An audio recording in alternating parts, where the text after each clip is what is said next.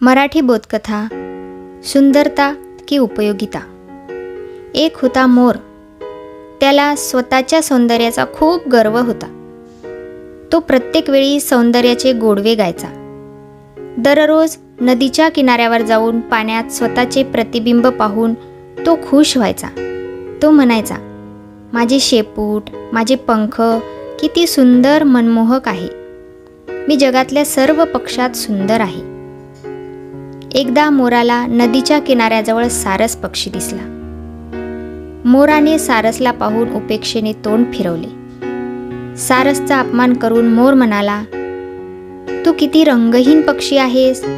तुझे पंख तर एकदम साधे फिक्कट आहेत. शरीराचा रंग पण आकर्षक नाही. एकदम पांढऱ्या कपड्यासारखा आहे.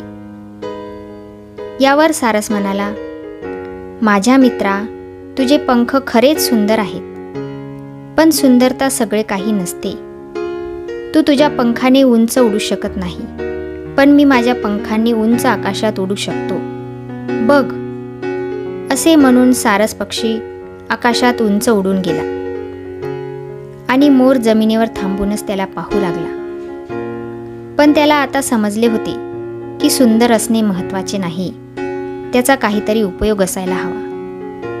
तात्पर्य, सुंदरतेपेक्षा उपयोगिता महत्त्वाची असते.